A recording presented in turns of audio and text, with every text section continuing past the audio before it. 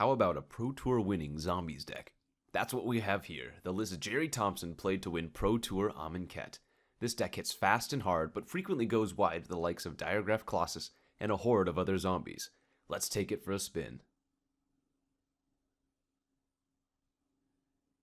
Here we are for our match with Gerry Thompson's Mono Black Zombies. Let's play first. And, kind of a stinker. Don't really have a true zombie, although Metallic Mimic is a zombie. Double Grasp of Darkness. I think this is pretty close to a mulligan, but on the play versus unknown, I'll go ahead and keep it. Ideally, we would have had a Dread Wanderer or a Crypt Breaker on turn 1, but I think with Double Grasp in hand, provided we're not playing against like a Marvel deck or something, which maybe I could expect to be a large portion of the field, but as long as we're not playing a more controlling deck, this should be okay. If we're playing against another aggro deck, another zombie deck, something like that, then the Double Grasp of Darkness will go a long way, but let's see. Lead with a Swamp and pass. Kind of funny that Metallic Mimic turns into the creature type that you want. Alright, Evolving Wilds from the opponent. Another land for me, not what I was hoping for. Let's see what land they get. They got a swamp as well, okay. Let's get a zombie. And now I can Dark Salvation for 2 next turn. Or rather, X equals 1, but kill something that costs 2.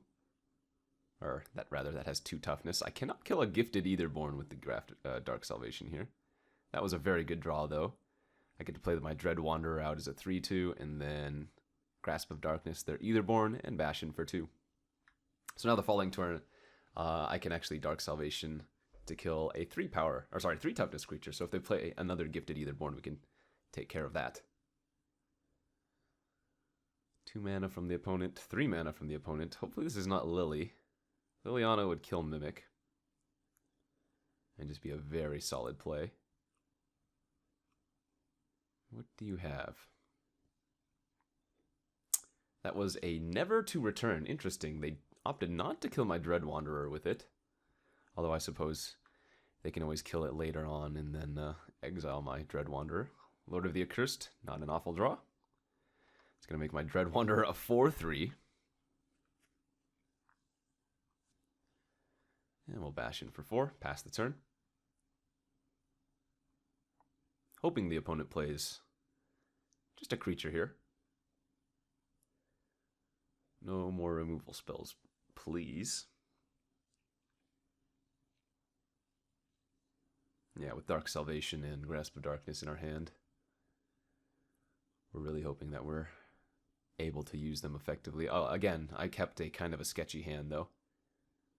2 Grasps and a Dark Salvation with only 1 creature, so can't complain with our draws.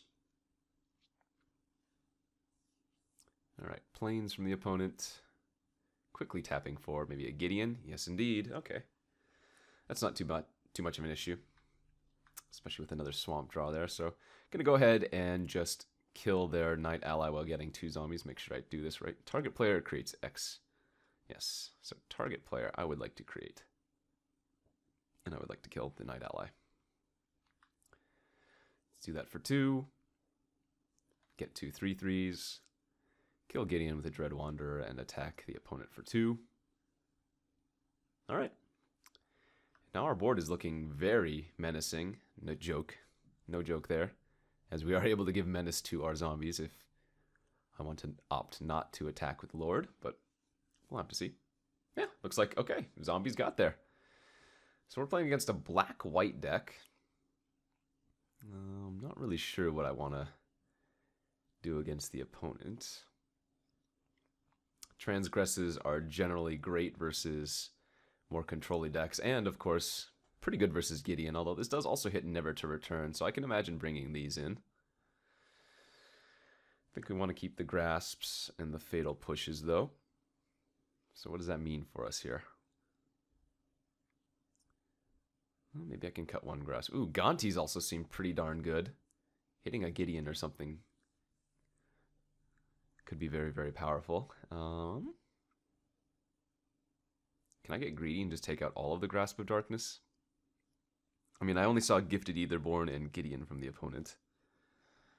So Fatal Push should be okay. Is it possible I can cut a Dark Salvation? I heard a lot of people say that like this is the best card in, or you know, one of the best cards in the deck, but I've seen lists that run only 3, so maybe I can go ahead and cut a Dark Salvation, especially if the opponent has a lot of removal. I think I'm going to try it like this, so let's ship this back against the black-white deck. Here we are for game 2 with Gerry Thompson's mono-black zombies versus what appears to be a black-white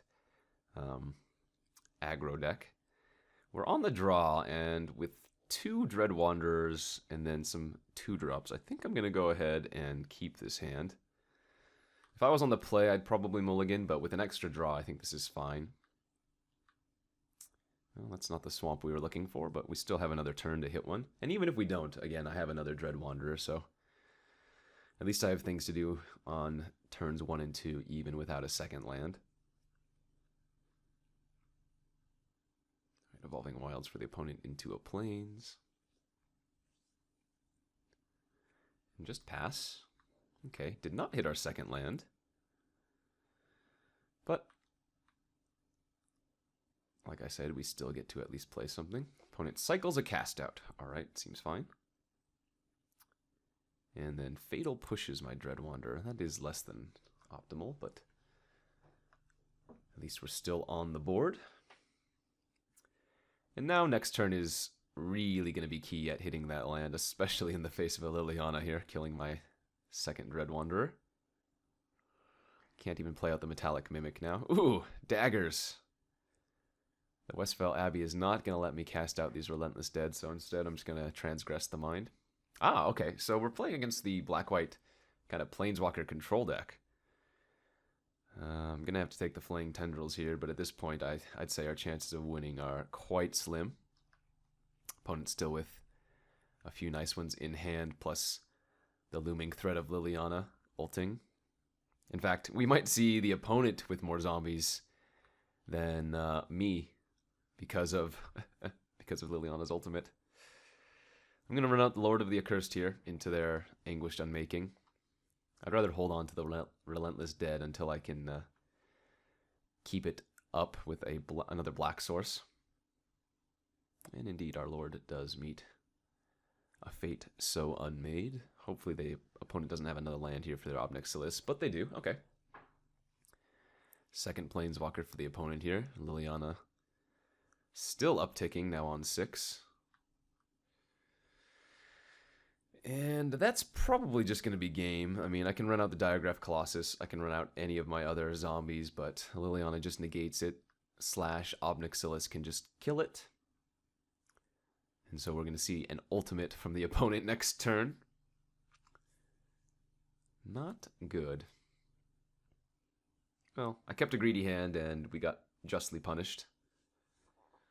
And without a way to deal with Liliana, we are just going to get out-zombied.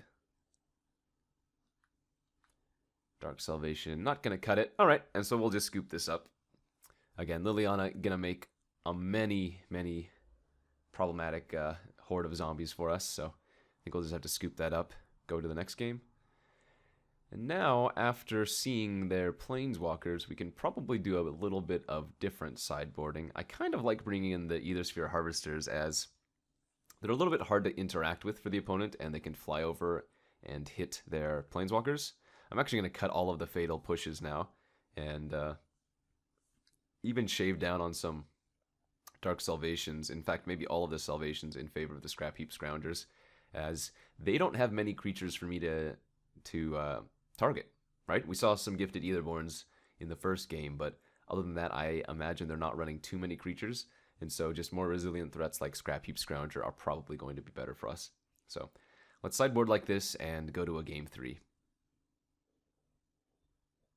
Here we are for game 3 with mono black zombies versus black white Planeswalkers. We're on the play this time. And 5 lands and 2 3-drops is just not going to cut it. Unfortunately, going to have to mulligan this hand down to 6. And a pretty decent 6. Turn 1 Crypt Breaker. should hopefully do a lot of work. Do I want to keep the Liliana's Mastery? I think we want to bottom that and hope to hit some more interactive or cheaper spells. But turn 1 Crypt Breaker is going to do a lot of work. Another reason to bottom the Mastery is that we're probably going to be discarding some lands to Crypt Breaker if it doesn't get Fatal pushed here. Darn, it did. Okay, and now we are in real tough shape. We're going to need to draw pretty well off the top to get back in this game, as I think our chances of winning are already drastically reduced. Turn 2 Gifted Aetherborn from the opponent. Okay, Gonti is certainly not a bad one. I think I like running out the Harvester here just to kind of threaten a Liliana if the opponent has one next turn. I can go Gonti into Crew the Harvester. Lord of the Accursed doesn't block the Gifted Aetherborn very well anyways. And if Gonti is capable of, or is able to hit a Planeswalker from the top 4 of the opponent's library, then we might just win that way. The Lord of Luxury himself. 3 mana from the opponent. And that was an Anguished Unmaking on my Harvester. Okay, that's one way to deal with that. Another Westvale Abbey, not a great draw, but hopefully Mr. Gonti will find us some tasties. Flaying Tendrils, cast out Aetherborn, Liliana. Alright, not bad. I think we probably just have to get the Liliana, as the other options don't seem that relevant. Cast out could deal with one of their Planeswalkers, but I think I'd rather get a Planeswalker of my own. Okay, Grasp of Darkness deals with our Gonti, and a Shambling Vent to follow up from the opponent. Go ahead and cast out the Lily. And I can get back Gonti next turn if I want to as well, but for now we'll just turn off their Gifted Aetherborn. They still do have that Shambling Vent that they just played, so we want to preserve Liliana's loyalty. Was really hoping to hit a Gideon or something, but this will have to do. Speaking of Gideons, opponent has one. And now we're kind of in a rough spot. Option being here, like -2 Liliana, get back a creature from my graveyard, which wouldn't be awful.